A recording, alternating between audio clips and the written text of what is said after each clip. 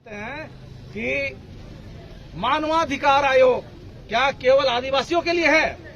बिल्कुल नहीं है। मानवाधिकार आयोग चुप क्यों है? यह राष्ट्रपति से गाइड होता है। फिर आपको एसटी एससी आयोग राष्ट्रपति से गाइड होता है। ये सब कहाँ है? इतना लेट क्यों? और हमको ये लग रहा है कि वहाँ के मुख्यमंत्री भी चुप्पी क्यों? और हमारे जो प्रधान सेवक हैं चौकीदार साहब की चुप्पी क्यों? दुखद बात ये हमको लगता है कि ये सोचिए, किसी के घर से एक चम्मच चोरी होती है, घर में हंगामा होता है कि मेरे घर से चम्मच चोरी हो गया, पूरा मोहल्ला में हंगामा हो जाता है। 5000 से ज्यादा तरह तरह के हथियार वहां से चोरी हुए हैं, जिनका नाम सुन के आपको ताजुब होगा। इंसास खतरनाक बंदूक है, AK-47 असॉल्ट राइफल है, रिवाल्वर, 5000 से ज्यादा वहां से चोरी हुआ। एक चम्मच चोरी नहीं हो सकता घर से। जहां पे कोई सुरक्षा विभाग है, सुरक्षा विभाग के से 5000 चोरी हो गया, 5000 से ज्यादा। अब 5000 से चोरी होने के बाद किनके हाथों में गया, ये समझने की बात है। मैं घुमा के फिर इसको आदिवासी से वो रिलेट करना चाहता हूँ। वहाँ पे मैतेई समुदाय है। मैतेई समुदाय आदिवासियों की संख्या से ज्यादा है, लेकिन भूमि मात्र 10% उनके पास है। 90% जमीन किसके पास है? आदिवासियों के पास है। आदिवासी कौन है वहाँ पे? कुकी और नागा है। जमीन का विवाद है। जमीन को हड़पने के लिए, क्योंकि कानून, आदिवासियों का कानून ऐसा बना है कि उनकी जमीन को गैर आदिवासी नहीं ले सकता है। जमीन को लेने के चलते, छीनने के चलते, पूंजीपतियों को देने के चलते क्या किया जा रहा है? गैर आदिवासियों को आदिवासी बनाया जा रहा है। आप रिसर्च करके देखिएगा, उन जमीनों में बहुमूल्य वहाँ पे खनिज है। अब डायरेक्ट हमला आप नहीं कर सकते हैं, क्योंकि आदिवासियों को क्या है, तरह तरह के प्रोटेक्शन कानून बने हुए हैं। संयुक्त राष्ट्र संघ, भारत की मैं नहीं बात करता हूँ, मैं संयुक्त राष्ट्र संघ की बात करता हूँ। संयुक्त राष्ट्र संघ तक हमको कई तरह का प्रावधान दिया गया है सुरक्षा के लिए। मैं उसका भी वायलेशन बताना चाहता हूँ। संयुक्त राष्ट्र संघ का घोषणा पत्र है, घोषणा पत्र के अनुच्छेद 7(2) का सीधे तौर पे उल्लंघन हो रहा है कि कहीं भी आदिवासियों को नरसंहार नहीं करना है, आप उत्पीड़न करके नहीं मार सकते हैं। संयुक्त राष्ट्र संघ जो वैश्विक संस्था है, उसका खुले तौर पे उल्लंघन किया जा रहा है। संयुक्त राष्ट्र संघ का जो घोषणा पत्र है, घोषणा पत्र का 8 का सीधे तौर पे उल्लंघन किया जा रहा है। उसमें कहता है कि आदिवासियों का जो संपत्ति है, भूमि के नीचे भूमि और भूमि के ऊपर का मालिक वो है, उसकी आप संपत्ति को छीन नहीं सकते हैं। इस चीज को समझना होगा। और इस आप सब चैनलों के माध्यम से मैं एक मैसेज देना चाहता हूं कि भारत को बचाइए, भारत को बचा लीजिए। मैं आह्वान करना चाहता हूं। भारत यहाँ पे कई मानसिकताओं से गुजर रहा है, सबको सोचना होगा।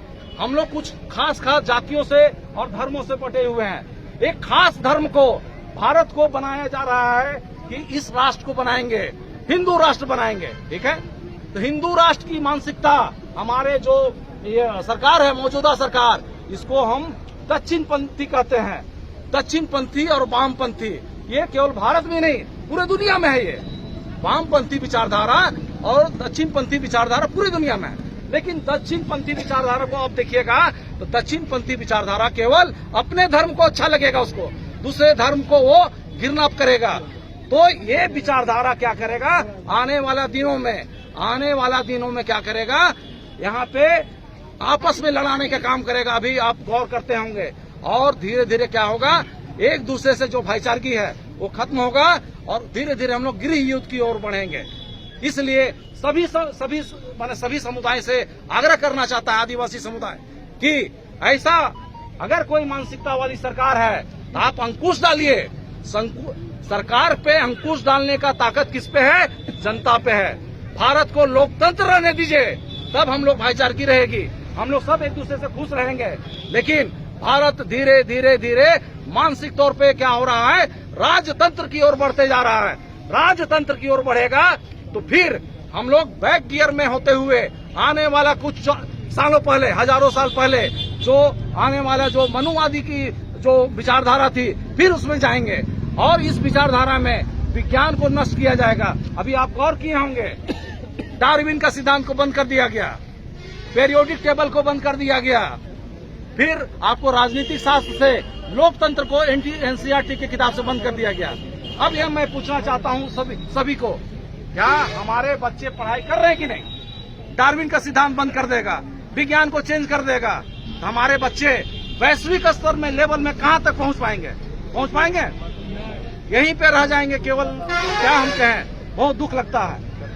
ये रैली निकालने का मकसद यही है कि मैं पूरे समाज को एक मैसेज दूं कि मानसिकता को पकड़िए।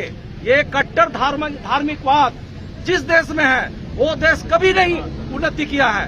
यहाँ पे हम लोग सब मिलजुल के लड़के देश के आजाद किए हैं, लेकिन आजादी के बाद क्या ऐसा माहौल हो गया 5-10 साल में? यहाँ मुझसे नफरत कर रहे हैं, वो उससे नफरत कर रहे हैं, उनके कानून के पीछे हम पड़े हुए हैं, कुछ ऐसा कानून बना रहे हैं उनके हक अधिकार छिनाने का बात हो रहा है। सबका सम्मान कीजिए। यहाँ तरह तरह के लोग हैं, तरह तरह के धर्म के लोग हैं, सबका सम्मान कीजिए और एक शांति व्यवस्था काम कीजिए, जो कुछ साल पहले हम लोग करते आए थे। आजादी की लड़ाई में कंधे से कंधे मिला कर रहे। लेकिन क्या कारण है? इस कारण को मैं प्रश्न चिन्ह को छोड़कर सभी को अभिवादन करता हूं, जोहार करता हूं कि सोचिएगा जरूर। मैं ये नहीं कहना चाहता हूं कि मेरी बातों को मानिए, उनकी बातों को मानिए, इनकी बातों को मानिए। मैं इस सभा से एक प्रश्न चिन्ह छोड़ रहा हूं कि सोचिएगा जरूर, नहीं तो आने वाला दिन धीरे धीरे धीरे धीरे धीरे हम लोग एक ऐसी अवस्था में पहुंचने जा रहे हैं कि भाईचारगी खत्म होने जा रही है, फिर गृह युद्ध की ओर बढ़ेंगे। मणिपुर में क्या हुआ? गृह युद्ध। फिर झारखंड में कुछ ऐसा माहौल बनाया जा रहा है, उत्तर प्रदेश में मनाया जा रहा है माहौल।